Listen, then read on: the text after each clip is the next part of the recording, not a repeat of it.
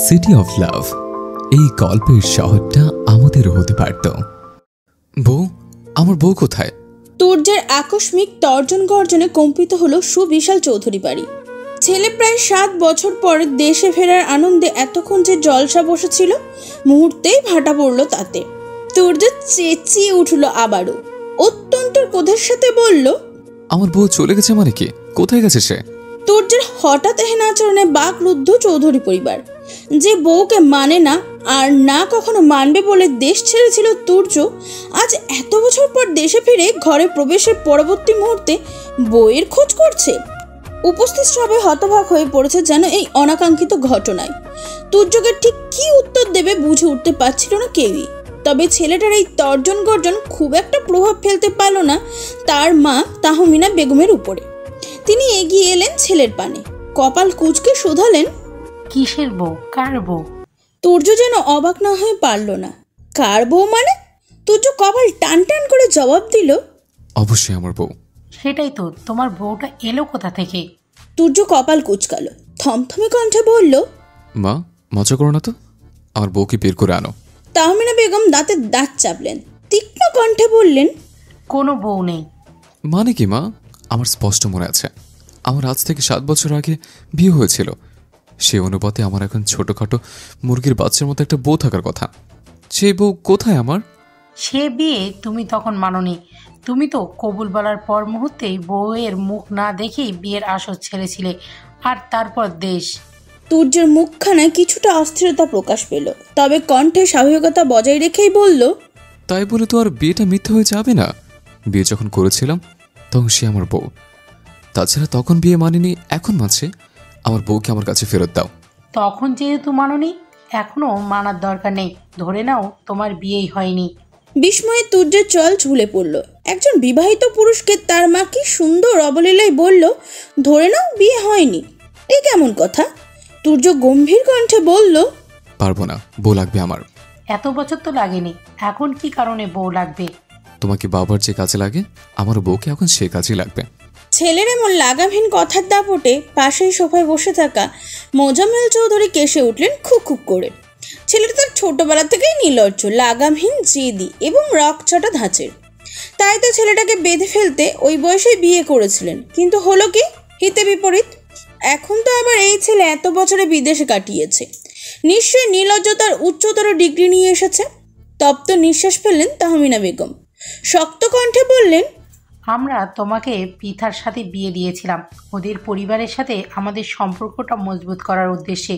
তুমি ভালোভাবেই জানো, ওর মা আর আমি সেই ছোটবেলা থেকে খুবই ভালো বান্ধবী ছিলাম।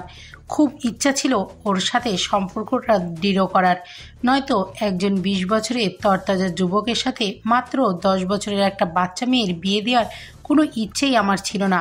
কিন্তু তুমি বিয়েটা মানতে পারলে না। ভয় দেখিয়ে কবুল বলানোর পর মুহূর্তেই বিয়ের আসর ত্যাগ করলে, বাচ্চা মেয়েটার মুখটা পর্যন্ত দেখলে না। এইটুকু বলে থামলেন তাহমিনা বেগম, আবার বললেন, বিয়ের আসর ছাড়ার আগে একটা মুহূর্তের জন্য ভাবলে না তোমার এমন পদক্ষেপে ওই বাচ্চা মেয়েটার উপরেই কী নেমে আসবে? আমাদের সমাজ মোটেও ভালো নয়। তারা বিবাহের পর স্বামীর ছেড়ে যাওয়ার স্ত্রীকে মোটেও ভালোভাবে দেখে না। হয়তো পিতা ছোট ছিল, তবে ওর উপরে তোমার পদক্ষেপের আঁচ আসতে শুরু করেছিল। মেয়েটা বাইরে বের হতে পারতো না, কেউ খেলতেও নিত না, মানুষ তিরস্কার করত। ধীরে ধীরে শুধুমাত্র তোমার কারণে ওদের সাথে আমাদের সম্পর্কের অবনতি হয়। আর ওর পরিবার চায়নি ওর ওপর এই ঘটনাটির বিশাল কোনো আঁচ আসুক। ভুল বলো আর অন্যায় বলো, আমাদের বড়দের ছিল, ওই ছোট্ট মেয়েটার তো ছিল না। এমনকি তখনও বিয়ের মানেটাও ততটা বুঝে উঠতে পারেনি। মেয়েটা ছোট ছিল, তাই ওর সাথে ঘটা কঠিন বিষয়গুলো বোঝার আগেই ওরা এলাকা ছাড়ল। তোমার বিদেশে পাড়ি দেওয়ার 6 মাসের মাথায় ওরাও অন্যত্র চলে গেছে। মায়ের সব কথা শুনে একটু নরম হলো তুর্য, শান্ত কণ্ঠে বলল, কোথায় গেছে ওরা? আমাদের জন্য এলাকা ছেড়েছে। নিশ্চয়ই আমাদের বলে যাবে না কোথায় গেছে? থামলেন তাহমিনা বেগম, আবার বললেন, দেখো, ভুল যা করেছি আমরা বড়রা, এখানে তোমারও কোনো দোষ নেই। তুমি তখন বলেছিলে বিয়েটা তুমি করতে চাও না, কিন্তু আমরা শুনিনি, জোর করেছি। আমরা আমাদের ভুলের জন্য অনুতপ্ত এবং তোমার কথাতেই মেনে নিয়েছি। গোপনে বিয়ে হয়েছিল, আবার গোপনে এই বিয়েটা দুই পরিবারে ভেঙে দিয়েছি এক প্রকার। শুধু বাকি রয়েছে তালাকটা। তা পৃথার বাবা বলেছে মেয়ের প্রাপ্তবয়স্ক হলে নিজ দায়িত্বে তালাক নিয়ে দিবেন। সুতরাং এই বিষয়ে আর ঝামেলা করো না। যে বিয়ে তুমি কখনোই মানোনি সেই বিয়ে নিয়ে চোটপাট দেখিও না। তালাক শব্দটা কোনো পৌঁছাতেই বুকটা ছ্যাদ করে উঠল তুর্যের। যে বউয়ের জন্য এতকাল অপেক্ষা করেছে, এতকাল ছটপটিয়ে মরেছে, সেই বউকে কিনা তালাক দেবে? অসম্ভব। তবে নিজের চিন্তার মধ্যভাগেই ছেলেটার মাথায় হুট করে আরেকটা চিন্তা হানা দিল। পিট পিট করে সে তাকালো মায়ের পানে, সন্ধিহান সুরে বলল, আচ্ছা, তুমি আবার কোনোভাবে আমার থেকে পৃথাকে লুকিয়ে রাখো নি তো মা? তুর্যের এহেন কথায় বেজে বিরক্ত হলো তাহমিনা বেগম। এত কিছু বুঝিয়ে বলার পরও ছেলে কেমন উদ্ভট প্রশ্ন করছে। তিনি তো এতকাল জানতেন ছেলে কোনোদিন এই বিয়ে মানবে না, তাই তো বিদেশে কি ঘাপটি মেরে রয়েছিল। তাহলে পৃথাকে লুকিয়ে রেখে তার কি লাভ?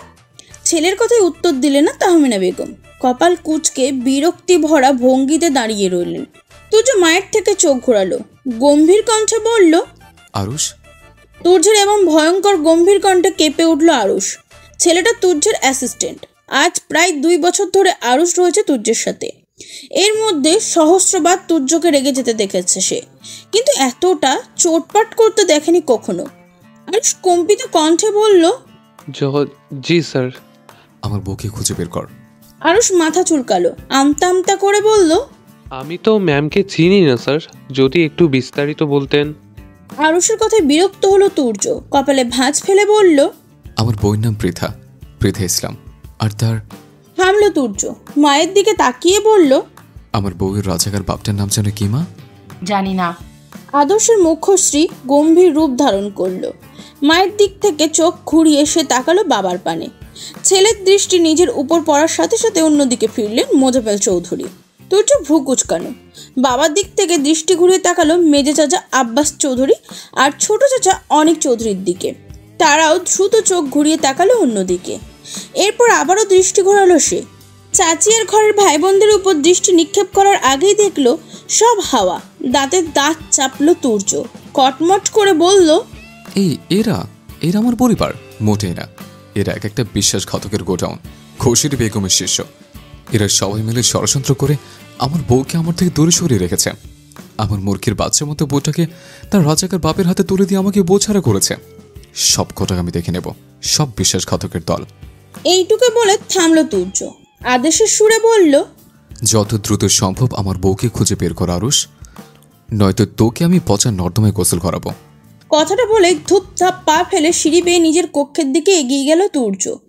আরুষ বেচারা পড়ল মহা বিপদে। এখন সে কিভাবে তুর্যের বউকে খুঁজে বের করবে? এত বড় বাংলাদেশে শুধু নাম দিয়ে কাউকে খুঁজে বের করা যায় কি? কি এক যন্ত্রণা!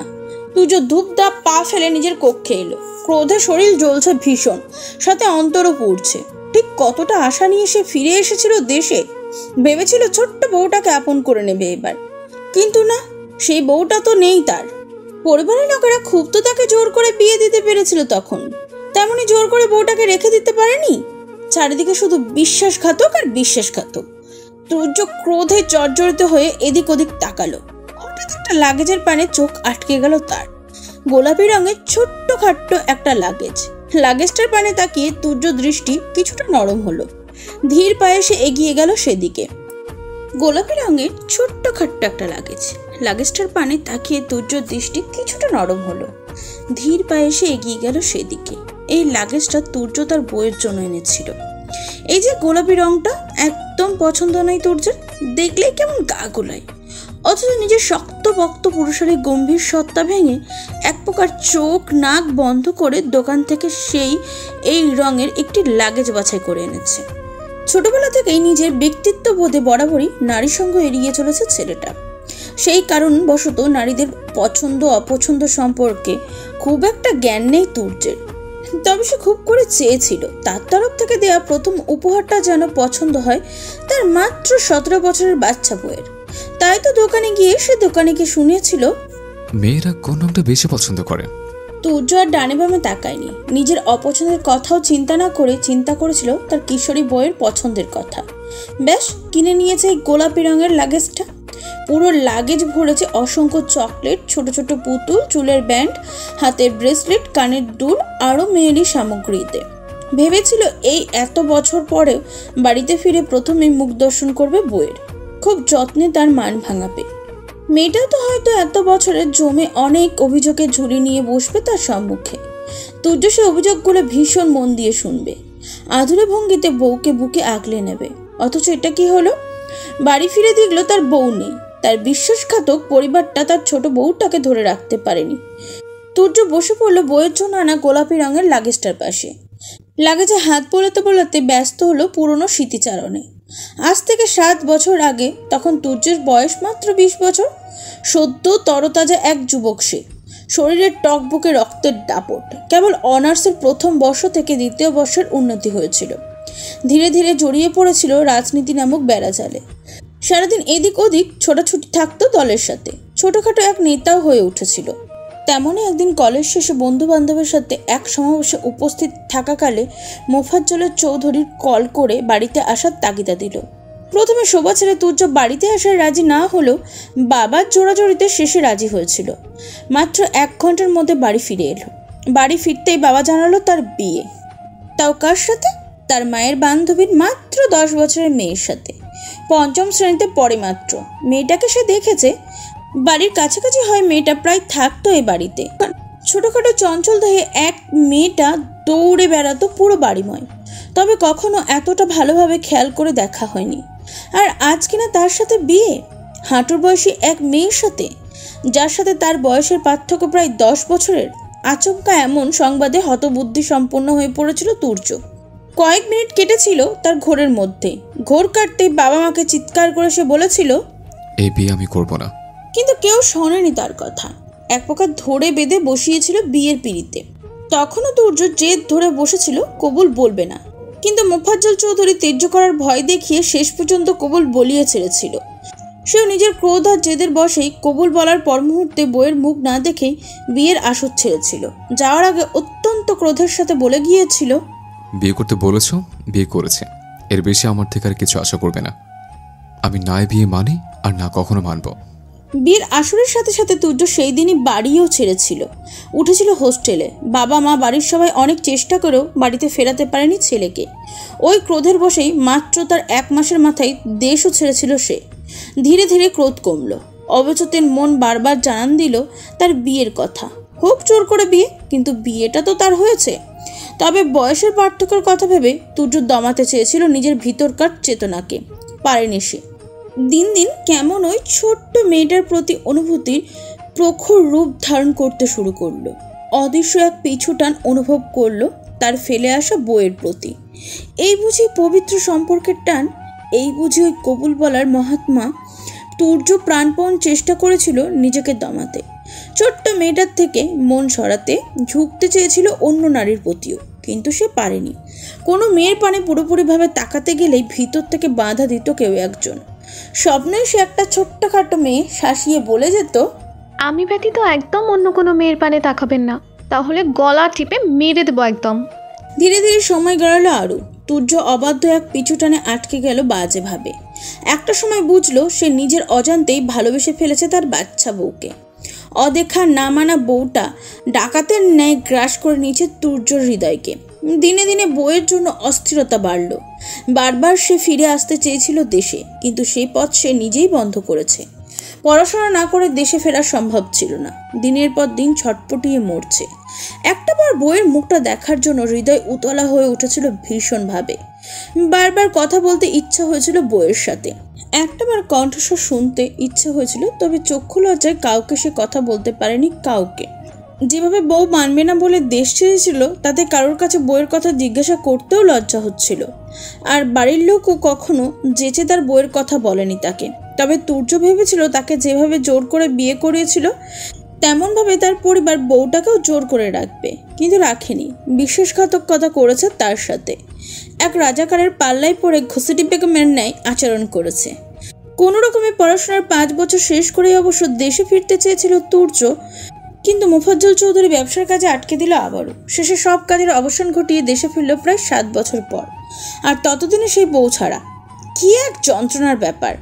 ভোরের আলো ফুটেছে, নীল সুন্দর আকাশটাকে গ্রাস করে নিয়েছে উজ্জ্বল এক সূর্য। প্রতিদিনের তুলনায় আজ যেন সে একটু বেশি দীপ্তি ছড়াচ্ছে। নিজের কক্ষ থেকে অফিসের উদ্দেশ্যে একদম তৈরি হয়ে বেরিয়ে এলো তুর্য। ফর্সা সরিয়ে জড়িয়েছে কালো প্যান্ট আর সাদা শার্ট, কাঁধে ঝুলছে একখানা কালো কোট। এর মধ্যে দেখতে দেখতে প্রায় দিন 5 মতন কেটে গিয়েছে। তুর্য প্রাণপণ এই কয়েকদিন চেষ্টা করেছে নিজের বউকে খুঁজে পাওয়ার। বাবা মা পাড়া প্রতিবেশীদের কাছে খোঁজ খবর নিয়ে চাপ সৃষ্টি করে এখনো অবধি এইটুকু জানতে পেরেছে যে তার রাজাকার শ্বশুরটার নাম পলাশ শিকদার আর শাশুড়ির নাম সুফিয়া বেগম, আর তারা রাজশাহীতে রয়েছে। কিন্তু তারা এখন রাজশাহীতে ঠিক কোন স্থানে আছে সে খবর জানে না কেউই। তাছাড়া তারা এখান থেকে চলে গিয়েছে অনেক বছর, তাই এখানকার কারোর সাথে তাদের যোগাযোগও নেই তেমন। ধূপধাপ পা ফেলে তুর্য এসে বসলো খাবার টেবিলে, কাঁধের কোটটা ঝুলিয়ে রাখলো চেয়ারের সাথে। ইতিমধ্যে তুর্যের মা বাবা, ছোট ভাই তৌফিক, তারেক এবং চাচা চাচিরাও খেতে বসে পড়েছে টেবিলে। তুর্য নিজের প্লেটের খাবার নিতে নিতে বলল, মা, আমার বউটা কেমন ছিল? জানি না। তাহমিনা বেগমের কাট কণ্ঠের জবাব। বিরক্তিতে চোখ মুখ কুঁচকে গেল তুর্যর। এই কয়দিন ধরে বইয়ের একটা ছবি চেয়েছিল, তার মা তাকে দিতে পারেনি। এখন অন্তত এইটুকু তো বলবে তার বউকে দেখতে কেমন। না, তাও বলতে চাইছে না। কপালে ভাঁজ ফেলে তুর্য তাকালো নিজের বাবার পানে। সন্ধিহান সুরে প্রশ্ন করল, আব্বু, তুমি শ্বশুরবাড়ির লোকজনদের সাথে কি ঘসেরি বেগমের কোনো সম্পর্ক ছিল? মানে পূর্বপুরুষ? থামলো তুর্য, আবার বলল, সরি, ওটা পূর্বপুরুষ হবে না, পূর্ব নারী হবে। ঘসেরি বেগম কি তাদের পূর্ব নারীদের মধ্যে কেউ একজন ছিল? ছেলের কথায় কিছুটা অবাক হলেন মোজাম্মেল চৌধুরী। তার শ্বশুরবাড়ির সাথে তার আবার ঘসেরি বেগমের সম্পর্ক কেন থাকবে? নয়তো তোমার বউ এই ঘসেরি বেগমের মতো আচার আচরণগুলো কোত্থেকে পেয়েছে বলো তো? তাহমিনা বেগম কটমট করে তাকালেন ছেলের পানে। এই ছেলের জন্য কিনা সে রাত দিন এক করে কেঁদেছেন। বারবার অনুতপ্ত হয়েছেন এটা ভেবে যে তার জন্যই ছেলের জীবন নষ্ট হয়েছে। সে যদি ঘুণাক্ষরে টের পেতেন তার ছেলেটা দিনে দিনে বিদেশের মাটিতে এমন বজ্জাত পয়দা হয়েছে, তাহলে দেশে আসতেই বারণ করে দিতেন। অবশ্য কল করে বলে দিতেন, তোমার বাবা দেশে ফেরার দরকার নেই, তুমি ওই দেশের মাটিতেই ঘাঁটি গাড়ো। তবে তাহমিনা বেগম মুখ খুলে বললেন না কিছুই। এই ছেলের সাথে কথা বলা মানে নিজের পায়ে নিজের কুড়াল মারা। এর রন্ধে রন্ধে এখন মিশে আসছে বজ্জাতি আর নির্লজ্জতা। এরপর আর খাবার টেবিলে কথা হলো না তেমন। চুপচাপ হয়ে গেল সবাই। তুর্যও খেয়ে দিয়ে বেরিয়ে পড়ল। আজ রাজশাহীর উদ্দেশ্যে রওনা হবে সে। পুরো রাজশাহী চষে ফেলবে, তবু তার বউকে চাই। ব্যস্ত সড়কে গাড়িগুলো দাঁড়িয়ে রয়েছে। আবার খানিক পর পর ধীর গতিতে চলে উঠেছে গাড়িগুলো। সময়টাও দুপুর গড়িয়ে প্রায় বিকেলের দিকে ঠেকেছে।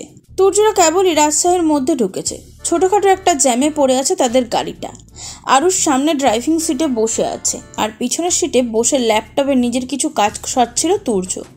আরুষ গাড়ির জানলা গলিয়ে তাকালো সম্মুখ পানে, দেখলো জ্যাম ছেড়েছে, তবে তাদের সামনে গাড়িটা চলছে না।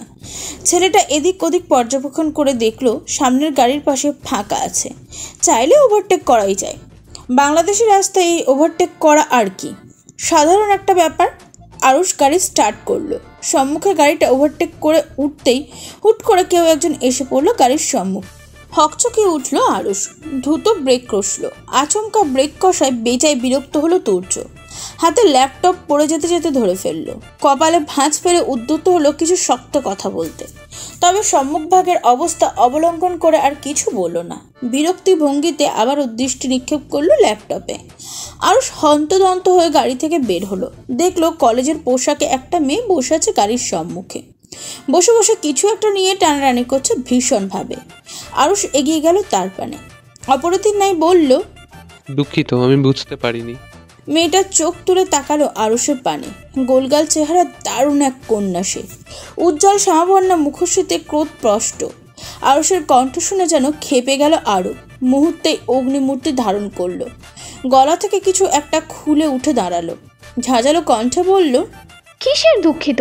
দেখে শুনে গাড়ি চালাতে পারেন না? দেখেছেন আপনার জন্য আমার কত বড় ক্ষতি হলো। হাতটা ছুলে গেছে। কলেজ কার্ডটাও আপনার গাড়ির নিচে পিষেই ইন্তেকাল করেছে। আরুষ পূর্ণ দৃষ্টিতে তাকালো মেয়েটার পানে। সত্যি কুনুইয়ের কাছে থেকে ছুলে গেছে মেয়েটার। লাল রক্তেরও আবির্ভাব দেখা যাচ্ছে। আসলে দোষটা আরুষেরই। সে দেখেছে তার সম্মুখের গাড়িটা দাঁড় করানো, তখনই বুঝে যাওয়া উচিত ছিল সামনে কোনো ঘাপলা আছে, নয়তো যানজট ছাড়তেও গাড়িটা এগোচ্ছে না কেন। কিন্তু সে তো করেনি, উল্টো দুর্নীতি করে পাশ থেকে একটু ফাঁকা জায়গা দেখেই গাড়ির সামনে তুলে দিয়েছে। অনুতপ্ত হলো ছেলেটা, আমতা আমতা করে বলল, দুঃখিত। কিসের দুঃখিত? আপনার দুঃখিত ধুয়ে ধুয়ে কি আমি পানি খাবো? কত বড় সাহস! সামনে গাড়ি দাঁড় করানো দেখেও পেছন থেকে গাড়ির সামনে ঠেলে দিয়েছিলেন আপনি। থামলো মেয়েটা, আবারও ঝাঁঝালো কণ্ঠে বলল, এই এই আপনাকে গাড়ি চালানোর লাইসেন্স কে দিয়েছে? হ্যাঁ, আমি আপনার গাড়ি চালানোর লাইসেন্সই কিনে নেবো এক্ষুনি, বেয়াদব ড্রাইভার। আরুষ কাচুমুচু মুখ করলো, হয়তো আবারও একবার দুঃখিত বলতে চাইলো। তবে সে মুখ খোলার আগেই গাড়ির ভিতর থেকে বেরিয়ে এলো ভারী এক কণ্ঠস্বর। তুর্য ল্যাপটপের দৃষ্টি রেখেই গম্ভীর কণ্ঠে বলল, কিছু টাকা ধরিয়ে দিয়ে বিদা করে এটাকে আরুষ। তুর্যের কথায় আরো ফুঁসে উঠল মেয়েটা। গাড়ির খোলা জানলা গলিয়ে অগ্নি দৃষ্টি নিক্ষেপ করলো তুর্যর পানে। দাঁতে দাঁত চেপে উদ্যত হলো কিছু শক্ত কথা বলার জন্য, তবে সে সুযোগ আর হয়ে উঠল না। সামনের বাস থেকে ডাক পড়লো তার আগেই। তীব্র সুচালো দৃষ্টিতে সে একবার তাকালো তুর্য এবং আরুষের পানে, যেন দৃষ্টি দিয়েই বুঝিয়ে গেল, তোদের আমি দেখে নেব, সাহস থাকলে আমার সামনে পড়িস আবার। এইটুকু মেয়ে এমন ধারালো দৃষ্টিতে প্রথম আরুষ ভরকে গেল, পরক্ষণে নিজেকে সামলে নিল। মেয়েটা দৌড়ে চলে গেল বাসের পানে। আরুষ স্বস্তির নিঃশ্বাস ফেলে গাড়ির দিকে যেতেই চোখ পড়ল চাকার নিচে পড়া কলেজের কার্ডটির দিকে। ছেলেটা একটু ঝুঁকে কৌশলবশত হাতে তুলল কলেজের কার্ডটা। কার্ডের উপর অংশটা নষ্ট হয়ে গেছে, ছবি বা কলেজের নামটা বোঝা যাচ্ছে না তেমন, তবে মেয়েটার নাম পরিচয় এখনো স্পষ্ট। আরুষ পড়ল মেয়েটার নাম পরিচয়, চমকে উঠল সাথে সাথে, হাতে পায়ে কাঁপন ধরল। এটা কি সত্যি নাকি ভুল দেখছে? আরুষ আবারও পড়ল কার্ডে থাকা মেয়েটার নাম পরিচয়। ঘাড় বাঁকিয়ে একবার তাকালো তুর্যর পানে। তার কি এখন তুর্যকে কিছু বলা উচিত নাকি চেপে যাওয়া উচিত? কিন্তু পরে যদি তুর্য কিছু জানতে পারে, নির্ঘাত তাকে কুচ্ছি কুচ্ছি করে কাটবে। এলোমেলো পা ফেলে তুর্যের পানে এগিয়ে গেল আরুষ। এদিক ওদিক নজর ঘুরিয়ে ডাকলো, স্যার। তুর্য ল্যাপটপের কিবোর্ডে হাত চালাতে চালাতে বলল, গাড়ি ছাড়বি নাকি আমি মাঝ রাস্তায় অন্য ড্রাইভারের খোঁজ লাগাবো? আরুষ ঢোক গিলল, আমতা আমতা করে বলল, স্যার একটু আগের মেয়েটা। কি হয়েছে? মেয়েটা তার কলেজ কার্ড ফেলে গেছে। তুর্য বিরক্ত হলো বেজায়। ছেলেটা মাঝ রাস্তায় গাড়ি থামিয়ে কি মেয়ে মেয়ে করে হেদিয়ে মরছে। কণ্ঠে বেশ বিরক্তি নিয়ে তুর্য বলল, তো কলেজ কার্ড অনুযায়ী মেয়েটার নাম পৃথা ইসলাম, বাবার নাম পলাশ শিকদার, মায়ের নাম সুফিয়া বেগম। ল্যাপটপের কিবোর্ডে হাত থেমে গেল তুর্যর। তড়িৎ গতিতে সে ফিরে তাকালো আরুষের পানে। নিজের কানকে যেন বিশ্বাস করতেই পারছে না ছেলেটা। অবিশ্বাস্য কণ্ঠে বলল, কি বললি তুই? আবার বলতো। আরুষ আর একবার উল্টে পাল্টে দেখলো কলেজের কার্ডটা, অতঃপর আবার বলল, স্যার এই মেয়েটাই সম্ভবত আপনার মুরগির বাচ্চার মতন বউ ছিল। কার্ডের জন্ম তারিখ অনুসারে এই মেয়েটার বয়সও 17। তুর্য নিজের কোল থেকে ল্যাপটপ পাশে রাখলো দ্রুত, হুড়মুড়িয়ে গাড়ি থেকে নেমে দাঁড়ালো। ব্যস্ত ভঙ্গিতে আশেপাশে দৃষ্টি নিক্ষেপ করলো। অস্থির কণ্ঠে শুধালো, কোথায় আমার বউ কোথায়? আরুষ হাত দিয়ে সম্মুখের দিকে একটা চলন্ত বাস দেখিয়ে দিল। মিনমিনিয়ে বলল, আপনার বউ ওই বাসে চলে গেছে স্যার। তুর্য তাকালো বাসের পানে, কপাল কুঁচকে বলল, তাহলে তুই এখানে দাঁড়িয়ে আছিস কেন আহম্মক? তাড়াতাড়ি বাসটার পিছনে। আরুষ ব্যস্ত পায়ে গাড়িতে উঠে বসলো। তুর্য উঠে বসতে গাড়ি স্টার্ট দিল, ছুটে চললো বাসটার পিছু পিছু। কিন্তু হাই ভাগ্য বুঝে এবারও সহায় হলো না। কিছুটা দূরে গিয়ে আবার জ্যামে পড়ে বাসটা হারিয়ে ফেললো তুর্য আর আরুষ। হতাশ হলো তুর্য, গাড়ির সিটের সাথে গা এলিয়ে দিয়ে থমথমে কণ্ঠে বলল, একবার দেখা পাই আমার বেয়াদব বউটার। আগে 2-4টা থাপ্পড় মেরে নেব, তারপর আদর ভালোবাসা। চালিয়ে মারছে শুধু আমায়। আরুষ চুপ রইল, উত্তর দিল না কোনো। কিঞ্চিত সময় পর আবার নিজের মুখ খুলল তুর্য, হতাশ কণ্ঠে বলল, আমি বউকে খোঁজে মরছি আর বউটা আমার থেকে পালিয়ে বেড়াচ্ছে। এবার মুখ খুলল আরুষ, মিনমিনিয়ে কণ্ঠে বলল, কিন্তু স্যার আপনার বউ তো জানে না আপনি তাকে খুঁজছেন। তেতে উঠল তুর্য, দাঁতে দাঁত চেপে বলল, কেন জানবে না? মাত্র 10 বছর বয়সে আমার মতো একটা দামড়া ছেলেকে বিয়ে করে জামাই জুটিয়ে ফেলতে পারলো, অথচ তার জামাই যে তাকে খুঁজতে পারে তা জানে না। লেতাবো আমার। ফোঁসফোঁস করে কয়েকটা নিঃশ্বাস ফেলল তুর্য, চোখ বন্ধ করে নিল সিটের সাথে মাথা এলিয়ে। কিঞ্চিত সময় অতিবাহিত হতেই কিছু একটা ভেবে ধপ করে চোখ দুটো খুলল আবারও। সোজা হয়ে বসে বলল, আমার বউ কি আমাদের গাড়ির সামনে পড়ে কোনো ব্যথা পেয়েছে? আরুষ আমতা আমতা শুরু করলো। এখন যদি সে বলে দেয় যে মেয়েটার হাত ছুলে গেছে, তাহলে কেমন রিয়েক্ট করবে তুর্য? নিশ্চয়ই তাকে এই মাঝ রাস্তায় গাড়ি থেকে ঠেলে ফেলে দিবে। আর যদি না বলে বা মিথ্যা বলে, তবে পরে জানতে পারলে ঘাট থেকে মাথা আলাদা করে দিবে।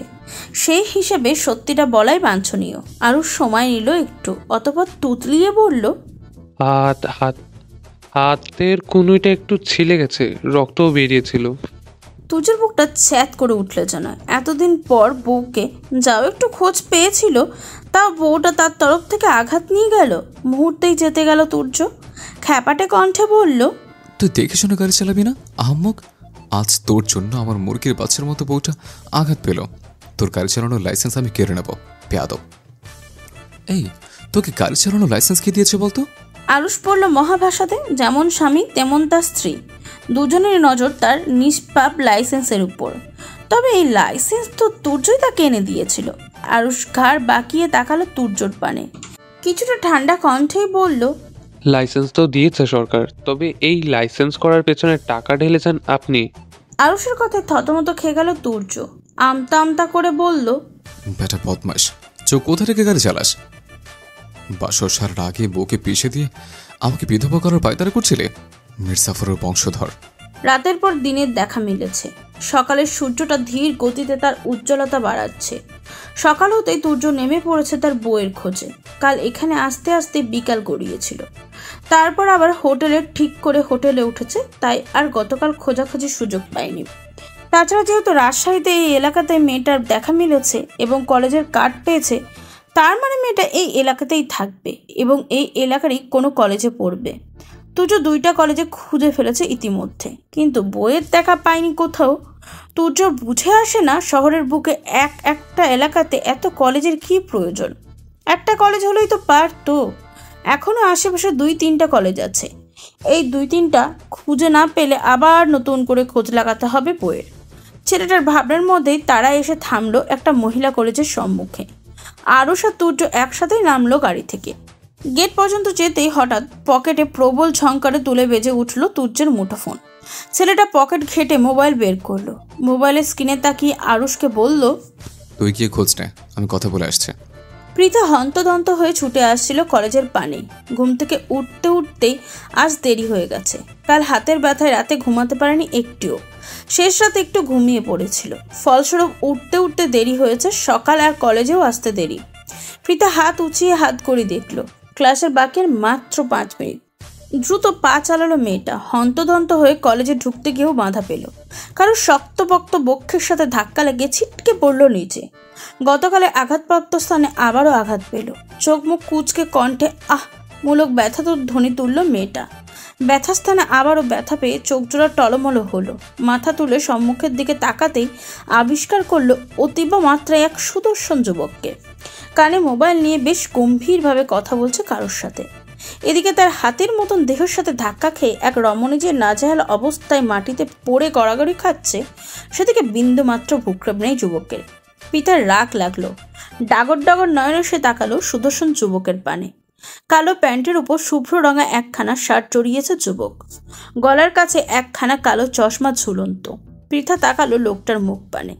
একটু বেশি ফর্সা মনে হচ্ছে, কেমন ইংরেজদের মতন। ফর্সা গলে আবারও গাঢ় চাপদারি স্থান। কিঞ্চিত মাত্রা বড় চুলগুলো পিছন থেকে ঠেলে রাখা। পৃথার ভ্রু কুচকে এলো। লোকটাকে কোথায় যেন দেখেছে মনে হচ্ছে। হ্যাঁ, এ তো গতকালের সেই লোক যে লোকের গাড়ির সাথে ধাক্কা লেগেছিল পৃথার। লোকটার টাকার গরমও দেখিয়েছিল বেশ। ভাগ্যিস এই লোককে দেখে ক্রাশ খেতে বেঁচে গেছে, নয়তো এমন একটা ব্রিটিশ লোকের উপর ক্রাশ খেয়ে জীবনটা বরবাদ হয়ে যেত। মানুষ সুদর্শন হলে যে তার মন সুন্দর হয় না, এই লোক তার জলজান্ত প্রমাণ। নাকমুখ কুচকে নিচ থেকে উঠে দাঁড়ালো পৃথা।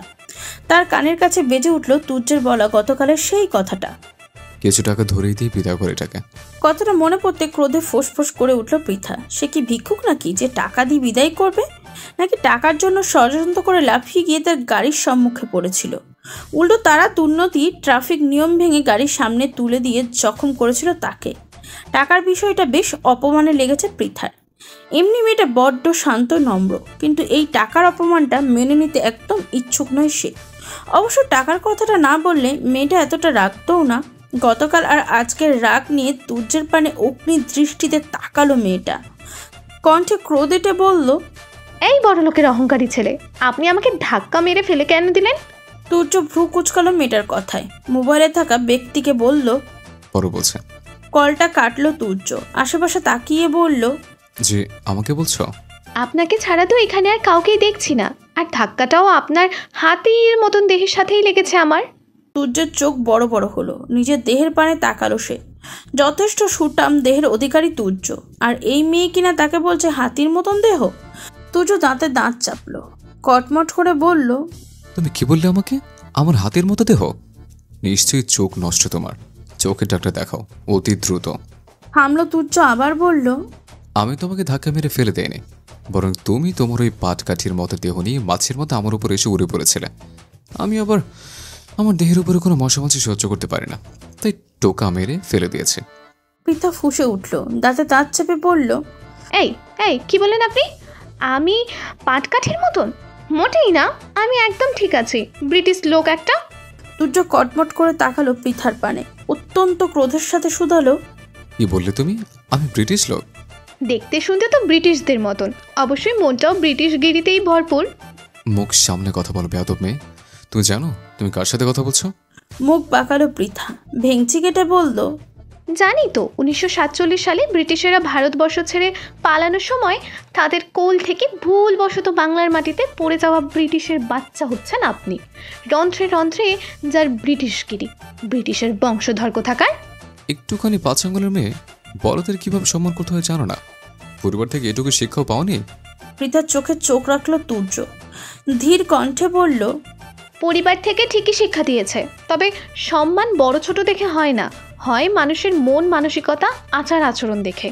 আমি অবশ্যই কোনো অহংকারী টাকার গরমওয়ালা ছেলেকে সম্মান করি না। গতকাল পৃথা কথার মধ্যে তুর্যর মোবাইল বেজে উঠল। মোবাইলের স্ক্রিনে আরুষের নাম দেখেই কলটা ধরল সে। পৃথার পানে এক পলক তীক্ষ্ণ দৃষ্টি নিক্ষেপ করে বলল, হ্যাঁ আরুষ বল। আরুষ তেমন কথা বাড়াল না, সরাসরি বলল, আপনার মুরগির মতন বাচ্চা বউকে পেয়ে গেছি স্যার, ভেতরে আসুন। তুর্যের কলিজা যেন শীতল হলো, একটু আগেই চটে যাওয়া মেজাজটা ঠান্ডা হলো মুহূর্তে। কল কেটে তাকালো সে পৃথার পানে, ভিতরের দিকে পা বাড়ালো, পিছন থেকে পৃথা মুখ বাঁকালো, গলা উঁচিয়ে বলল, আরে যান যান, অহংকারী ব্রিটিশ পুরুষ কোথাকার। তুর্য শুনল পৃথার কথাগুলো, তবে পাত্তা দিল না। এখন তার মন পড়ে রয়েছে কলেজের ভিতরে। এতদিনের অপেক্ষা বুঝি এই শেষ হলো। মুরগি বাচ্চার মতন বউটাকে একটা দর্শনের জন্য মনটা আনচান আনচান করে উঠল। পৃথাও তার কিছু বলল না, পিছন ঘুরে রওনা হলো নিজের বাড়ির উদ্দেশ্যে। আজ আর ক্লাস করবে না, এমনিতে দেরি হয়ে গেছে। কলেজে গেলে স্যারেরা এখন বাইরে দাঁড় করিয়ে রাখবে, তার থেকে বরং বাড়িতে গিয়ে মা বাবার হাতের ক্ষত দেখিয়ে কেঁদে কেঁদে কলেজে কল করিয়ে অসুস্থ, তাই ক্লাস করতে পারিনি এটা বলে দেবে। সময় গড়ালো। তুর্য বেশ কিছুক্ষণ বসে রইল প্রধান অধ্যাপকের কক্ষে, কিন্তু পৃথার দেখা নেই। দপ্তরে এসে জানান দিল, আজ কলেজে আসেনি। আবারও হতাশ হলো তুর্য, বিড়বিড়িয়ে বলল, ফাঁকিবাজ বউ একটা। তবে এবার আর ভুল করলো না ছেলেটা। কলেজের কর্তৃপক্ষ এবং পৃথার সাথে পড়া ছাত্রীদের থেকে মেয়েটার বাসার ঠিকানা নিয়ে নিল, অতঃপর যাত্রা শুরু করলো শ্বশুরবাড়ির উদ্দেশ্যে। খানিক সময়ের মধ্যেই তুর্য এসে পৌঁছালো পৃথাদের বাড়িতে। বেশ বড়সড় শৌখিন বাড়িটা। তুর্য ওষ্ঠ বাঁকিয়ে হাসলো, আরুষের পানে তাকিয়ে বলল, নিশ্চয়ই আমার শ্বশুর আমার মুরগির বাচ্চার মতো বউটাকে আটকে রেখে রাজাকারের মতো এরোটাকে মেরে দেওয়াতে সুন্দর বাড়িটা করেছে। আরুষ প্রত্যুত্তর করলো না কোনো। এমনিও তুর্যের এই কথার পরিপ্রেক্ষিতে কি বলা উচিত জানা নেই তার। তুর্য এগিয়ে গেল পৃথাদের ঘরের দরজার সম্মুখে। কলিং বেল বাজাতেই হাত বাড়িয়ে ফিরিয়ে নিল, নিজেকে একবার ভালোভাবে পর্যবেক্ষণ করে নিল যে সব পরিপটি আছে কিনা। প্রথমবার শ্বশুরবাড়িতে এসেছে, যদি সকলের নজরই না কাটতে পারে তবে এত সুদর্শন হয়ে লাভ কি? নিজের পর্যবেক্ষণে সন্তুষ্ট হলো না ছেলেটা। আরুষের পানে তাকিয়ে প্রশ্ন করলো, সব ঠিক আছে তো আরুষ? আরুষ আপাত মস্তক পর্যবেক্ষণ করলো তুর্যর, অতঃপর হাসি মুখে বলল, একদম স্যার। তুর্য আশ্বস্ত হলো, হাত বাড়ি বাজালো কলিং বেলটা। মিনিট খানেকের মধ্যে একজন যুবক এসে দরজাটা খুলল। নম্র কণ্ঠে তুর্যকে প্রশ্ন করলো, জি, আপনারা কারা আর কাকে চাই? পলাশ শেখদারের বাড়ি না? জি উনি কি বাড়ি আছেন? হ্যাঁ, আপনারা ভিতরে আসুন। তুর্য আরুষকে নিয়ে ভিতরে ঢুকলো। ছেলেটা তাদের দুজনকে বসতে বলে একটু গলা উঁচিয়ে ডাকলো পলাশ শিকদারকে। বলল, বাবা, তোমার সাথে দেখা করতে কারা যেন এসেছে। পলাশ শিকদার নিজের কক্ষেই ছিলেন। কেউ তার সাথে দেখা করতে এসেছে শুনেই কক্ষ থেকে বাইরে এলেন। বসার কক্ষে ঢুকতে ঢুকতে বললেন, কই কারা এসেছে? তুর্য বসা থেকে উঠে দাঁড়ালো, ভালোভাবে তাকালো পলাশ শিকদারের পানে। অনেক বছর আগে দেখেছিল সে এই লোকটাকে। আগের মতন তর তাজা এখন আর নেই তিনি। চামড়ায় ভাঁজ পড়েছে, চুলগুলো শুভ্র রং ধারণ করেছে, মাথার মধ্যে টাক পড়েছে বিশাল। তবে চেহারায় মিল আছে। তুর্য স্বস্তি পেল, না, সে ভোজস্থলে আসেনি, এটাই তার শ্বশুর বাড়ি। তুর্য এগিয়ে গেল পলাশ শিকদারের পানে, অত্যন্ত নম্র কণ্ঠে বলল, আসসালামু আলাইকুম শ্বশুর মশাই। পলাশ শিকদার ভ্রু কুচকালেন, তীক্ষ্ণ দৃষ্টি নিক্ষেপ করলেন তুর্যের পানে। ছেলেটিকে বোধহয় চিনলেন না তিনি, আবার শ্বশুর বলে সম্বোধন করছেন। পিতা ছাড়া তো কোনো মেয়ে নেই তার, তাহলে এই ছেলে শ্বশুর সে কিভাবে হলো? পলাশ কপালে ভাঁজ ফেলে প্রশ্ন করলেন, তুমি কে? তুর্য যেন বিস্মিত হলো, তার শ্বশুর তাকে চিনতে পারছে না। কি এক মর্মান্তিক ঘটনা! তুর্য কাঁদতে গিয়েও কাঁদল না, নিজের মনকে সান্ত্বনা দিলেন। রাজাকারা ভালো মানুষকে চিনেও না। অতঃপর ছেলেটা একটু এগিয়ে গেল পলাশ শিকদারের পানে, নিজের পরিচয় দিতে গিয়ে বলল, আপনি আমাকে চিনতে পারছেন না শ্বশুর মশাই। আমি আপনার একমাত্র মুরগির বাচ্চার মতো মেয়ের হাসির বাচ্চার মতো জামাই, তুর্য চৌধুরী। পলাশ শিকদার চমকালো, বিস্মিত দৃষ্টিতে তাকালেন তুর্যের পানে, অবিশ্বাস্য কণ্ঠে বলল, তুমি তুমি তুর্য? তুর্য হেসে বলল, জি, আপনার একমাত্র মেয়ের জামাই। তুর্যের উত্তর আসার সাথে সাথে গম্ভীর হলো পলাশ শিকদারের মুখশ্রী। তার স্মরণে এলো পৃথার বিয়ে, তুর্য চলে যাওয়া এবং তার পরবর্তী পরিস্থিতিগুলো। মনে মনে ক্রোধ জন্মালো বয়স্ক লোকটার। থমথমে কণ্ঠে বলল, তুমি হঠাৎ এখানে ডিভোর্স দিতে এসেছো? তা না আসলেও চলতো। পৃথার সাথে তোমার বিয়ে হওয়ার সময় ওর বয়স কম ছিল, তাই রেজাল্ট হয়নি। আইনি ডিভোর্সের ঝামেলা নেই এখানে, তবে মুখে তালাক দেওয়ার একটা বিষয় আছে। যেহেতু তোমাদের বিয়েটা হয়েছিল, তবে তা সামনে না এসে দূর থেকে দিলেই ভালো হতো। থামলেন পলাশ শিকদার, আবার বললেন, পৃথা এই বিয়ে সম্পর্কে কিছুই জানে না। ওর বয়স তখন ছিল মাত্র 10। বিয়ে, সংসার, স্বামী কোনোটাই ওর জ্ঞানে ছিল না তেমন। পরবর্তীতে তুমি ওকে ছেড়ে দিলে। আমরা চাইনি আমাদের ভুলের জন্য ছোট্ট মেয়েটির জীবনটা নষ্ট হয়ে যাক, তাই ওই বিয়েটা সর্বদা ওর সম্মুখে আমরা পুতুল বিয়ে বলেই উপস্থাপন করেছি। সুতরাং এখন যদি তুমি ওর সম্মুখে এসে ওকে তালাক দিতে চাও, বিষয়টা হিতে বিপরীত হতে পারে। ওর মনে বিভিন্ন প্রশ্ন জাগতে পারে। আশা করি তুমি বুঝতে পারছো আমার কথা, তাই তালাকটা দূর থেকে দিলেই ভালো হয়। পলাশ শিকদার গড়গড় করে বললেন কথাগুলো। হঠাৎ এতদিন পর তুর্যকে সম্মুখে দেখে বেশ চিন্তিত হয়ে পড়েছিল পৌর লোকটা। পৃথার অল্প বয়সে তাদের ভুলের কারণে যে মেয়েটার জীবনে কত বড় দুর্ঘটনা ঘটে গেছে তা মেয়েকে জানতে দিতে একদম ইচ্ছুক নন পলাশ শিকদার। সে কোনোভাবেই চান না মেয়ের জীবনে আর কোনো দুর্যোগ নেমে আসুক, মন ভাঙুক বা তাদের ভুল বুঝুক। বড় আদরের মেয়ে যে তাই তো এলাকা ছাড়লো। এতগুলো দিন ধরে মেয়ের থেকে এত বড় সত্যিটা লুকিয়ে রেখেছেন, আর আজ কিনা সেই সত্যিটা হেঁটে এসে দাঁড়িয়েছে তার দ্বারে। ছেলেটার প্রতি ভীষণ ক্রোধও জন্মাচ্ছে, আবার মেয়ের জন্য চিন্তা হচ্ছে। মেয়েটা কোনোভাবে যদি কখনো জীবনের এত বড় সত্যের মুখোমুখি হয়, তবে প্রতিজ্ঞা হবে ভেবে পাচ্ছেন না পলাশ শিকদার। তার উপর যদি জানতে পারে বিয়ের দিনই বিয়ের আসরে তার স্বামী তাকে ত্যাগ করেছিল, তখন কি করবে? পলাশ শিকদার ঠিক জানেন তার মেয়েটার উপরে ভীষণ চঞ্চল, চটপটে হলো ভিতর ভিতরে একদম নাজুক, ভীষণ আবেগী। নিজের জীবনের এত বড় সত্যি জানলে হয়তো আরো নাজুক হয়ে পড়বে। না, তিনি বেঁচে থাকতে তার মেয়ের উপর আর কোনো ঝড়ঝাপটা আসতে দিবেন না। এমনিতেই তাদের ভুলে অল্প বয়সে মেয়েটাকে অনেক ভোগান্তি পোহাতে হয়েছে। তুর্য শুনল পলাশ শিকদারের বলা কথাগুলো, বিস্ময়ে চোয়াল ঝুলে গেল তার। যে বউয়ের জন্য তার এত প্রতীক্ষা, এত অস্থিরতা, সেই বউ কিনা জানে না বিয়ের কথা। তার রাজাকার শ্বশুরটা তার এত বড় একখানা বিয়েকে পুতুল বিয়ে বলে চালিয়ে দিয়েছে। তুর্যের মুখশ্রী থমথমে হলো, গম্ভীর কণ্ঠে সে বলল, আমি কোনো তালাক নিতে আসিনি, আমি এসেছি আমার বউকে সাথে করে নিয়ে যেতে। তুর্যের কথায় যেন বিস্ফোরণ ঘটল উপস্থিত সকলের মধ্যে। এতদিন পর ছেলেটা এসে এমন কিছু বলবে কল্পনাও করেনি কেউ। পলাশ শিকদার চুপ রইলেন, বুঝতে চেষ্টা করলেন তুর্যের মুখভঙ্গি। ছেলেটা কি সত্যি বলছে নাকি এর পিছনে অন্য কোনো কারণ লুকিয়ে আছে? পলাশ শিকদার চুপ রইল, চুপ থাকতে পারলো না তার দুই ছেলে পিয়াস আর পিয়াল। এই ছেলেটা যে তুর্য, সে বাক্য কর্ণে পৌঁছাতে তাদের মেজাজের পারদ হৈ হৈ করে তুঙ্গে পৌঁছে গিয়েছিল। শুধুমাত্র বাবার নরম কণ্ঠের সম্মুখে থেমে রয়েছিল এতক্ষণ, কিন্তু এখন আর ধৈর্য কুলালো না। তার ছোট বোনটার জীবনের সাথে এত বড় একটা খেলা খেলে এখন আবার এসেছে তার বোনকে নিতে। গর্জে উঠল পিয়াস, অত্যন্ত ক্রোধের সাথে বলল, ঠাট্টা করছিস এতদিন পরেছে? তোর সাথে আমাদের সম্পর্কটা হাসি ঠাট্টার হলেও এখন আর তা নেই। তুই যেদিন আমার বোনকে বিয়ের আসরে ফেলে চলে গিয়েছিলি, সেই দিন সে সম্পর্কের ইতি ঘটেছে। সূর্য তাকালো পিয়াসের পানে, ধীর কণ্ঠে বলল, আমি মোটেও ঠাট্টা করছি না। আমি আমার বউকে নিতে এসেছি আর নিয়ে যাব। হুঙ্কার তুলল পিয়াল, সূর্যের পানে তেড়ে গিয়ে বলল, কার বউ? কিসের বউ? এক্ষুনি বেরিয়ে যা তুই আমাদের বাড়ি থেকে। আগে জানলে তোকে বাড়িতে ঢুকতে দিতাম না আমি। কেউ স্বীকার করুক বা না করুক, আজ থেকে 7 বছর আগে পৃথার সাথে আমার বিয়ে হয়েছিল। সে অনুপাতে সে এখন আমার বউ, আর আমার বউকে না নিয়ে আমি কোথাও যাচ্ছি না। পিয়াল ক্রোধের বশে আবার তেড়ে গেল সূর্যের পানে। তবে সূর্যকে কোনো আঘাত করার আগেই তাকে থামিয়ে দিলেন পলাশ শিকদার। থমথমে কণ্ঠে সে সূর্যকে বললেন, সে কথা তোমার সেদিন ভাবা উচিত ছিল, যেদিন আমার মেয়েকে বিয়ের আসরে ফেলে গিয়েছিলে। তাছাড়া সেদিন তো বেশ বড় মুখ করে বলেছিলে এই বিয়ে তুমি মানো না। তাহলে আজ কি হলো? সূর্যের মুখশ্রীতে অপরাধী ভাব ফুটে উঠল। নত কণ্ঠে সে বলল, আমি সেদিন ভুল করেছিলাম, আমি জানি। সে ভুলের প্রায়শ্চিত্ত করতে এসেছি আজ। আমি সবটা মেনে পৃথাকে নিজের স্ত্রীর মর্যাদা দিতে চাইছি। কিন্তু আমি আমার পূর্ণ ভুলের পুনরাবৃত্তি করতে চাইছি না। আর আমি আমার মেয়েকে কখনোই আর তোমার হাতে তুলে দেব না। তুমি এখন আসতে পারো। ভিতরে ভিতরে কোথে ফেটে পড়ল সূর্য। ভীষণভাবে বলতে ইচ্ছা হলো, আমার বউকে আমি নিয়ে যাব, আপনি বাধা দাও কে? তবে মুখে কিছু বলল না ছেলেটা। হাজার হলো এটা তার শ্বশুর মশাই, তার উপর আজ প্রথম দিন শ্বশুর বাড়ি এবং শ্বশুরের মুখোমুখি হয়েছে সে। এদের সম্মুখে নিজের ক্রোধ প্রকাশ করা আর খারাপ হতে চাইল না।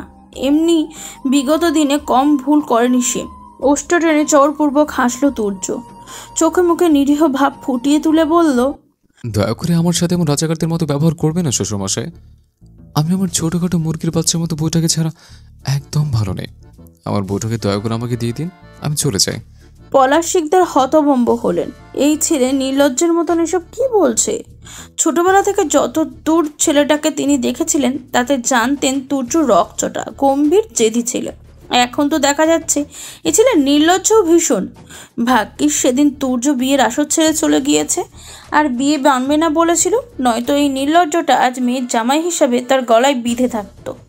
অবশ্য না বিধে বাকি রয়েছে কোথায়? এখনো যেহেতু তালাক হয়নি, তার মানে এই নির্লজ্জটা এখনো তার মেয়েরই জামাই। ফোঁস করে একটা নিঃশ্বাস ছাড়লেন পলাশ শিকদার, থমথমে কণ্ঠে বললেন, বেয়াদব। একদম ঠিক বলেছেন শ্বশুরমশাই। আমার মুরগির বাচ্চার মতো বউটাকে ছাড়া আমি দিন দিন বেয়াদবে পরিণত হচ্ছে। আমার ভিতরে একটু আদব ফিরে আনতে হলেও আমার বউটাকে আমায় ফিরিয়ে দিন আপনি। একটু দয়া করুন আমার ওপর। পলাশ শিকদার হয়তো বলতে চাইলেন কিছু একটা, কিন্তু তার আগে পিয়াস মুখ খুলল। বাবার পানে তাকিয়ে বলল, এটাকে এখনো সহ্য কেন করছো বাবা? এটাকে তাড়াতাড়ি বের করে দাও বাড়ি থেকে। পৃথা একটা বারে সম্পর্কে কিছু জানতে পারলে কি হবে ভেবে দেখেছো? পিয়াসের কথায় দাঁতের দাঁত চাপল সূর্য, বিড়বিড়িয়ে বলল, আগে তো ভেবেছিলাম শুধুমাত্র রাজাকার শ্বশুরমশাই আমার মুরগির বাচ্চার মতো বউটাকে আটকে রেখেছেন। এখন তো দেখছি রাজাকারের সাথে দুটো আলবদর, আল শামসও যুক্ত আছে। আরুষ পাশেই ছিল, তাই সূর্য বিড়বিড়িয়ে কথাগুলো বললেও সে বেশ ভালোভাবেই শুনেছে সবটা। ছেলেটা একটু ঝুঁকে গেল সূর্যের পানে, ফিসফিসিয়ে বলল, এখন শুধু মুহাম্মদ আলী জিন্না, ইয়াহিয়া খান আর ভুট্টোই বাকি আছে স্যার। তারা চলে আসলেই 16 কলা পূর্ণ। আরুষের কথা শেষ হতে না হতেই তার পানে রক্ত চক্ষুনি তাকালো সূর্য, কটমট করে বলল, চুপ থাকা হাম্মক, এদের কথা একদম মুখে উচ্চারণ করবি না। খসিরে বেগম, রাজাকার, আলবদর, আল শামস এদের সাথেই পারছি না। তার মধ্যে যদি অপর এই 3 বাটপার চলে আসে, এদের সাথে আমি একা মানুষ বুদ্ধিতে কুলাতে পারবো না। আরুষ আমতা আমতা করলো, কিছুটা ভয়ার্থ কণ্ঠে বলল, তবুও স্যার, সবাই যখন এসেছে এরাও যদি চলে আসে।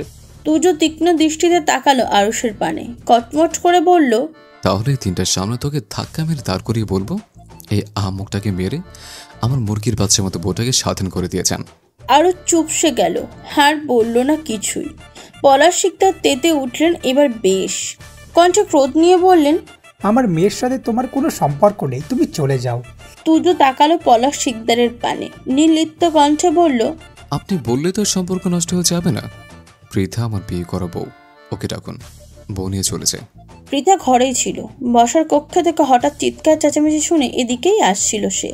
তবে বসার কক্ষে ঢোকার আগেই তাকে থামিয়ে দিল সুফিয়া বেগম। তাড়াহুড়ো করে বললেন, কোথায় যাচ্ছিস?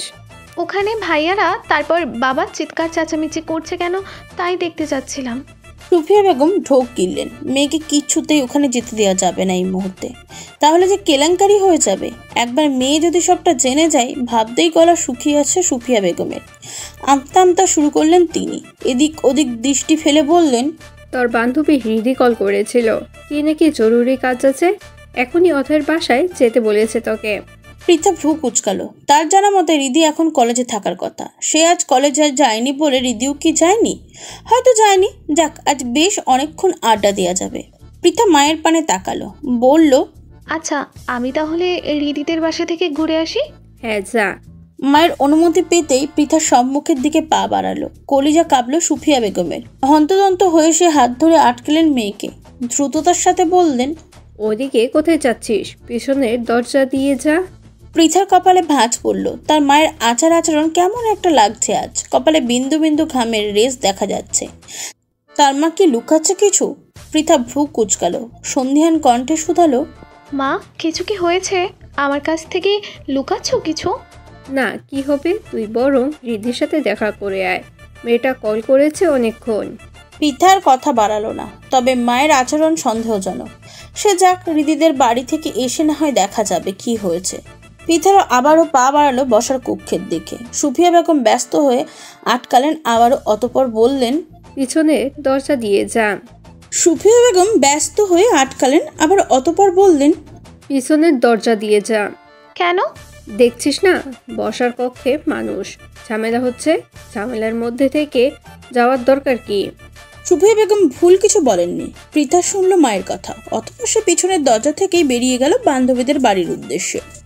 তুর্য বেশ কিছুক্ষণ অপেক্ষা করলো পৃথার।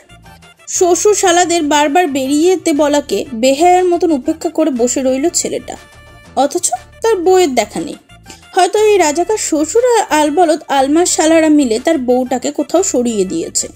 নতুবা এতক্ষণেও কি একবারও এদিকটায় আসতো না? তুর্য কপাল কুঁচকে ভাবল কিছুক্ষণ। পলাশ শিকদার যদি পৃথাকে ইচ্ছাকৃতভাবেই সরিয়ে দিয়ে থাকে, তবে এইভাবে এখানে বসে থেকে লাভ কি? পৃথাকে তার ভয়ে সরিয়ে দিয়ে থাকলে অবশ্য সে যতক্ষণ এই বাড়িতে থাকবে ততক্ষণ মেয়েকে বাড়িতে আনবে না। না, এইভাবে এখানে বসে থাকাটা ঠিক হবে না। অন্য উপায় ভাবতে হবে। যেভাবেই হোক বউকে তো নিজের নিকট নিতেই হবে। তুর্য বিচক্ষণ ভঙ্গিতে তাকালো বসার কক্ষের আনাচে কানাচে। পলাশ শিকদারের পানে তাকিয়ে বলল, প্রথমবার শ্বশুর বাড়ি এলাম, অথচ শ্বশুর আর শালাদের ব্যবহারের কি শ্রী।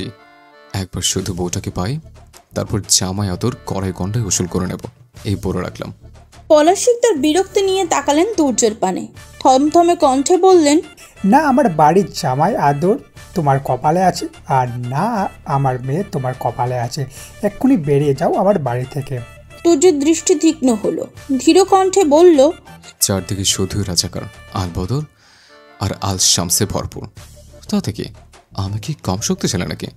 1971 সালের যুদ্ধে রাজাকার জনগোষ্ঠী পাকিস্তানিদের সাথে হাত মিলিয়ে কম চেষ্টা করেনি তাতে জিতিয়ে দেওয়ার।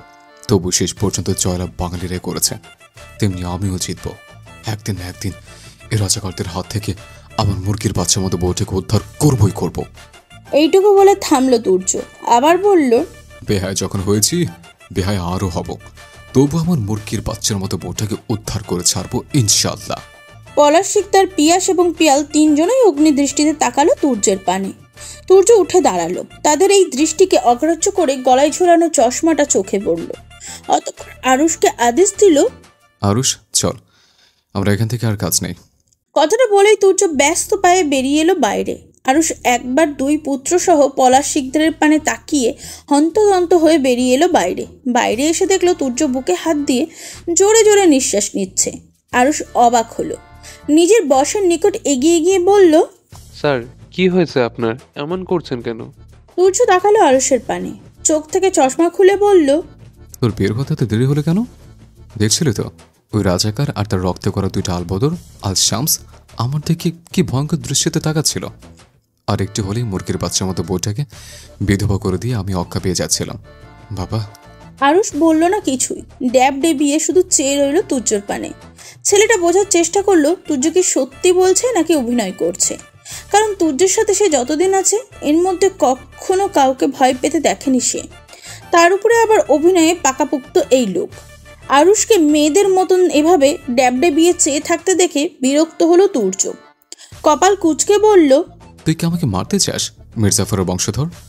তাড়াতাড়ি গাড়িতে উঠে গাড়ি চালু কর। বলা তো যায় না, কখন আবার রাজাকার তার দলবল নিয়ে আমার মতো হাঁসের বাচ্চার উপর হানা দেয়। একটু থামলো তুর্য, গাড়িতে উঠে বসলো, অতঃপর ভাবুক ভঙ্গিতে বলল, আমি বোধহয় একটা ভুল করেছি আরুষ। আরুষ ড্রাইভিং সিটে বসতে বসতে বলল, কি স্যার? তুর্য বড়ই নিরীহ মুখ করে জবাব দিল, আমার শ্বশুরের নামটা রাজাকারদের সাথে শেয়ালও রাখা উচিত ছিল বোধহয়। ব্যাটা শুধু হাঁস মুরগির উপর নজর, দেখছিস না? আমার মুরগির বাচ্চার মতো বউটাকে আটকে রেখেছে, আবার হাঁসের বাচ্চার মতো আমিটাকে ধাওয়া করছে। আরুষ শুনলো তুর্যের কথা, তার ভীষণভাবে বলতে ইচ্ছা হলো, কই, আপনাকে তো কেউ ধাওয়া করেনি। আপনার শ্বশুর আর শালারা এতক্ষণও তো অনেকবার রক্তচক্ষু নিয়ে তাকিয়েছে আপনার দিকে, আবার মারতেও এসেছিল। কই, তখন তো ঠিক তেজি স্বরে তাদের সাথে কথা বলেছেন, বেহায়ার মতন বসে রয়েছেন। এবার নিশ্চয়ই কিছু একটা ভেবে এইভাবে ঢং দেখিয়ে পালিয়ে এসেছেন, আবার শ্বশুরের বদনামও করছেন। মনে মনে কথাগুলো বললেও মুখে কিছু বলার সাহস হলো না আরুষের। এখন কিছু বলা মানে নিজের গলায় নিজে ফাঁসি জড়ানো। এই কথাগুলো একবার যদি আরুষের মুখ থেকে কোনোভাবে বের হয়, দেখা যাবে তার বস তার ঘাট ধরে রাস্তায় কোনো বড় সড়ো ট্রাকের নিচে ফেলে বলছে, যা মির্জাফরের বংশধর, ট্রাকের চাকার নিচে পিষে চ্যাপটা হয়ে যা। নিজের জানের মায়া সব প্রাণীর আছে। আরুষও তাই চুপ রইল, চুপচাপ নিজের গাড়ি স্টার্ট করলো। পরন্ত বিকাল, সূর্যটা তেজ কমিয়ে ঢলে পড়ছে ইতিমধ্যেই। আকাশের এক কোণ জুড়ে রক্তিম আভা ছড়িয়ে জানান দিচ্ছে নিজের বিদায়ের। তুর্য এই কর্ষণে এসেও দাঁড়িয়ে রয়েছে পিতাদের বাড়ির সম্মুখে। বিকেলের দিকে হুট করে কল এলো আগামীকাল ঢাকায় ফিরতে হবে তাকে। ব্যবসার জরুরি কাজ পড়েছে। দেশে ফিরছে খুব বেশি দিন হয়নি, আর যে কয়টা দিন হয়েছে তাও বউ খোঁজার পিছনে লাগিয়ে দিয়েছে। ফলস্বরূপ ওইদিকে ব্যবসা পড়ে রয়েছে তার নিজ গতিতে। এখন সে গতিতেও তো গা ভাসাতে হবে, নয়তো বউকে খুঁজে পেল তাকে একটা সুন্দর জীবন দিতে অক্ষম হবে তুর্য। তপ্ত নিঃশ্বাস ফেললো ছেলেটা। উকিঝুঁকি মেরে দেখার চেষ্টা করলো পলাশ শিকদারের বাড়ির দিকে। যদি একটা বার দেখা পাওয়া যায় তার মুরগি বাচ্চার মতন বউটার, তাকে দেখার যে হৃদয়ে বড় তৃষ্ণা জমেছে সেই বহুদিন আগে থেকে। পৃথা তাদের বাড়ির ছাদেই ছিল, একা একা ঘুরছিল পুরো ছাদময়। মাথায় তার গভীর চিন্তা। দুপুরে মা হঠাৎ তাকে রিদিদের বাড়িতে কেন পাঠালো মাথায় ঢুকছে না। ও বাড়িতে গিয়ে দেখলো রিদি কলেজে গিয়েছে, তাহলে সে কল করলো কিভাবে? মাকে এসে প্রশ্ন করলে মা উল্টো রাগ দেখিয়ে বলল, আমি কি তোকে মিথ্যা বলেছি? ওবে হয়তো রিধি কল করেনি, অন্য কেউ করেছে, আমি রিধি ভেবেছি। কিন্তু কথা হলো, যদি রিদি কল না করে তাহলে কে কল করেছিল? তার উত্তরও সুফিয়া বেগম দিলেন না। আমতা আমতা করে বললেন, আমি কি জানি, আমি তো রিধি ভেবেছিলাম। পৃথা নিজে মনে দুপুরে ঘটা ঘটনাগুলো ভাবতে ভাবতে তাকালো রাস্তার দিকে। হঠাৎ তার চোখ আটকে গেল রাস্তার ওপাশে। তুর্যকে দেখে বিন্দু মাত্র চিনতে অসুবিধা হলো না মেয়েটার।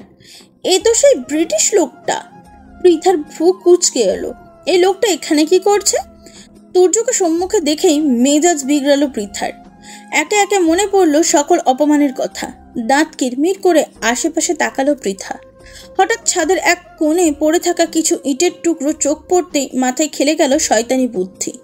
ওষ্ঠ প্রসারিত করে হাসলো মেয়েটা। লম্বা লম্বা পা ফেলে এগিয়ে গেল ইটের টুকরোগুলোর নিকটে। একটু ঝুঁকে হাতে তুলে নিল বেশ বড় সড়ো একটা টুকরো। অতঃপর ছাদের কিনারে এসে এক চোখ বন্ধ করে অন্য চোখ দ্বারা নিশানা করলো তুর্যের ফর্সা কপালটা।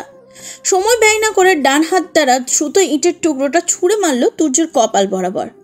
বাহ, ইটের টুকরোটা খুব সুন্দরভাবে লেগে গেল তুর্যর কপালে। চমকে উঠল তুর্য। দ্রুত নিজের ডান হাত তুলে কপাল চেপে ধরল। কণ্ঠে তুলল আহ মূলক ব্যথাতুর ধ্বনি। পৃথা দ্রুত বসে পড়লো আড়ালে, যাতে তাকে কেউ দেখতে না পায়। তুর্য কপালে হাত দিয়ে আশেপাশে তাকালো। না, কোথাও দেখা যাচ্ছে না কাউকে। তাহলে ইটের টুকরোটা কে মারলো? নিশ্চয়ই তার রাজাকার শ্বশুরের দলের কেউ। এছাড়া এখানে তো আর কোনো শত্রু নেই। তুর্য দীর্ঘশ্বাস ফেললো, কপাল থেকে হাত নামিয়ে ধরলো চোখের সম্মুখে। দেখলো কিছুটা লাল রক্ত লেগে আছে হাতে। তুর্য কপাল টান টান করে দেখলো সে রক্ত। অতঃপর হতাশ কণ্ঠে বলল, আজটা মুরগি বাচ্চার মতো বউটাকে খুঁজতে আর বাড়ি ফিরতে হচ্ছে হাঁসের বাচ্চার মতো আমি তোর কপাল ফাটিয়ে? সূর্যটা আকাশ দখল করেছে, চারিদিকে নিজের উজ্জ্বলতা ছাড়িয়ে জানান দিচ্ছে নিজের অস্তিত্ব। তুর্যর ঘুম ভাঙেনি এখনো। হোটেলের শুভ্র রঙা বিছানা দখল করে উদম শরীরে উবুর হয়ে শুয়ে আছে সে। কোমর অবধি পাতলা চাদর টানা, ফর্সা পিঠটা দৃশ্যমান জানলা থেকে আসা মৃদু আলোয়। উস্কো খুস্কো চুলগুলো ছড়িয়ে ছিটিয়ে রয়েছে কপাল জুড়ে। তুর্যর ঘুমের মধ্যে কক্ষের দরজাটা টোকা পড়ল। বাইরে থেকে আরুষ দরজায় মৃদু ধাক্কা দিয়ে ডাকলো, স্যার স্যার। আরুষের ডাক কর্ণে পৌঁছাতে বিরক্ত হলো তুর্য। ঘুমের মধ্যেই চোখ মুখ কুচকে ফেললো ছেলেটা। আরুষ আবার ডাকলো, স্যার 9টা বেজে গেছে, আমাদের ঢাকার উদ্দেশ্যে রওনা দিতে হবে। 9টা বেজে গেছে। তুর্যর কর্ণে আঘাত হানলো কথাটা। এত দেরি হলো আজ তার ঘুম ভাঙতে? আজকেই তো বেশ কয়েকদিনের জন্য ঢাকায় চলে যেতে হবে তাকে। ঢাকার উদ্দেশ্যে রওনা করার আগে একবার পৃথার কলেজে যেতে চাইছিল, অথচ ঘুম থেকে উঠতেই 9টা বাজিয়ে দিল। সব এই মেয়েটার দোষ। কাল রাতে বইয়ের চিন্তাই তো ঘুমাতেই দেরি হয়েছে। না, মেয়েটা ধরা দিচ্ছে না তার নিকট, আর না শান্তিতে থাকতে দিচ্ছে। ধপ করে চোখ মিলল তুর্য। 2 হাতে ভর করে বিছানায় উঠে বসলো। মুহূর্তেই ফর্সা শরীর থেকে খসে পড়ল পাতলা চাদরটা। দৃশ্যমান হলো প্রশস্ত বুকের পেটানো ফর্সা শরীর, কালো বড় বড় লোমে আবৃত সেই বক্ষস্থল। নাভির নিচে পরনের প্যান্টটা স্থান পাওয়ার আগে পেটের 2-4টা ভাঁজ স্পষ্ট। ডান হাত তুলে মাথার চুলগুলো এলোমেলো করে দিল ছেলেটা, অতঃপর বিছানা ছেড়ে উঠে দাঁড়ালো। গম্ভীর কণ্ঠে আরুষকে বলল, তুই যা, এখানে সব কাজকর্ম মিটিয়ে নে, আমি ফ্রেশ হয়ে আসছি এখনই। আরুষের দরজা ধাক করলো না, চুপচাপ প্রস্থান করলো নিজের কাজে। তুর্য মিনিট 10-এর মধ্যেই ফ্রেশ হয়ে তাড়াহুড়ো করে বেরিয়ে এলো ওয়াশরুম থেকে।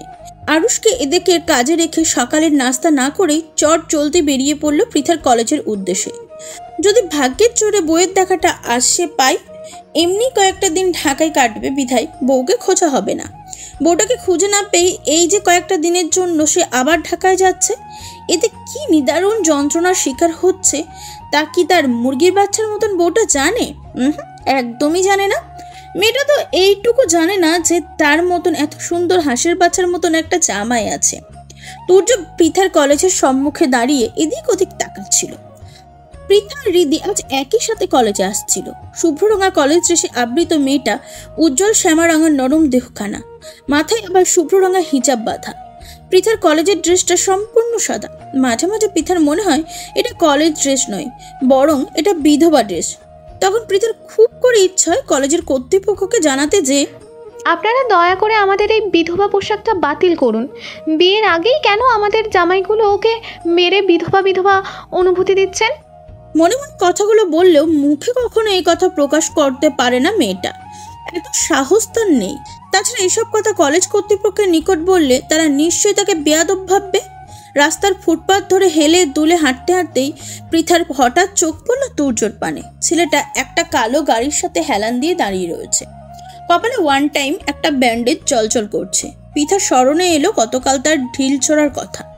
মেয়েটার মনে অপরাধ বোধ জন্মালো, মায়া হলো তুর্যর জন্য।